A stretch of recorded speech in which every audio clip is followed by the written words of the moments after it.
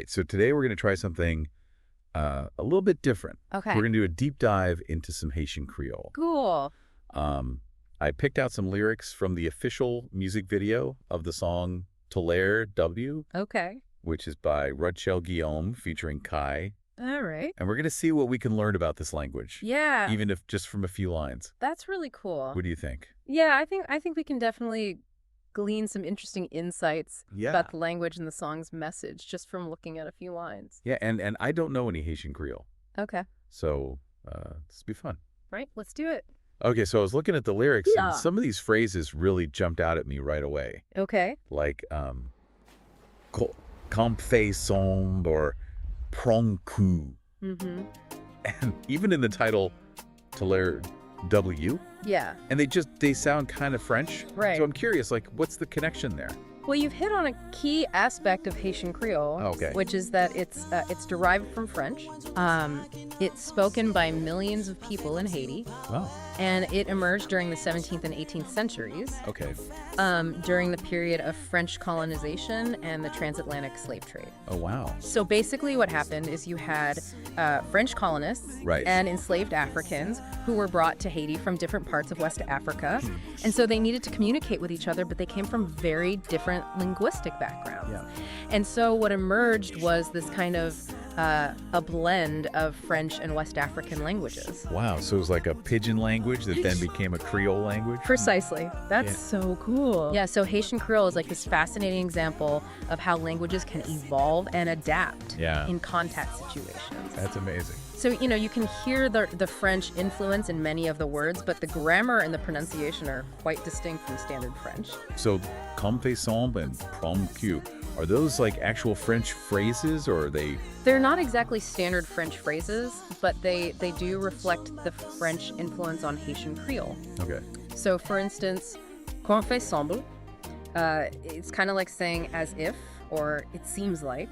Okay. And it's related to the French phrase comme il faut, which means like as it should be. Gotcha. And promis, that's an interesting one. Oh. It's kind of like saying promise that, or I swear that. Okay. And it reflects the French word promettre, which means to promise. Okay, so it's like these little pieces that we can like hear, even not knowing the language, that we can kind of figure out what it means. Exactly. And that's so cool. Yeah, it's like this linguistic puzzle where you can kind of use your knowledge of other languages to piece together the meaning of these Haitian Creole phrases. And then Tolere W, I'm assuming W means you. Yes, you're right. W is the second person singular pronoun meaning you. Okay. And tolere is a verb meaning to tolerate. Okay. So the title itself is Tolerate You. Oh, wow. So the song is called Tolerate You. Okay, interesting. So already, just from the title, we can kind of start to think about, like, okay, what is this song about? Right, like what's the message here? Exactly. What else did you pick up from these lyrics? Well, one phrase that really stood out to me was villa villain.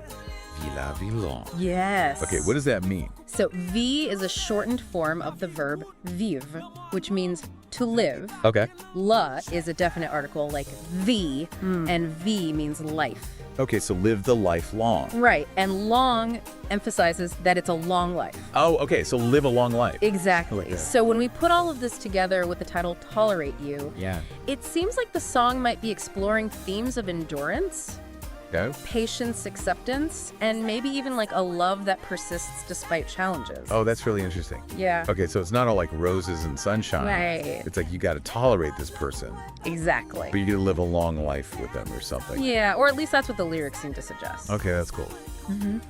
I noticed something too, and I don't know if this means anything, Okay. but they say ye, like over and over again. Ah, yes, the repetition of yang yi.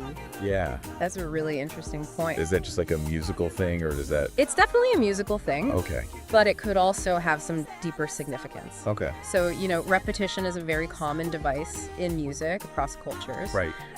It can be used to create a sense of rhythm, Yeah. to emphasize certain words or phrases, or to evoke particular emotions. Yeah, like when a singer holds out a note. Exactly. Yeah. In Haitian Creole, specifically, repetition can also be used to intensify an emotion or an idea.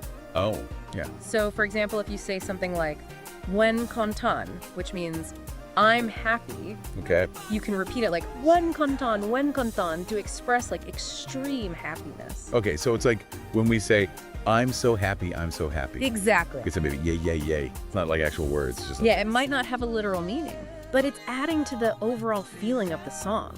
okay, cool. Yeah, so it's like, you know, even without understanding every single word, we can still appreciate the way that language is being used to create a particular effect. Yeah, and just from these few lines, we learned a lot. We did. About Haitian Creole and about the song. Absolutely. And about like language in general. Yeah. Which is really cool. So it makes you think about how much more we could learn if we were to delve even deeper. Yeah, like listen to the whole song. Exactly, or explore other Haitian Creole music and culture. Yeah, that'd be amazing. And it just shows how language can be a window into a whole other world. I completely agree. You know, it gives us insights into history, culture, and the human experience. Yeah, and I think what's so cool about what we did today is that we only looked at like a tiny little snippet of this song. And we learned so much about this whole other culture and language. Yeah, and it makes you wonder what else is out there waiting to be discovered. Exactly. So listeners, what other languages are you curious about? Yeah, go out there and explore. And see what you can learn. Have fun with it. All right. Thanks for joining us for this deep dive. It was a pleasure. And we'll see you next time. See you then. Bye. Bye.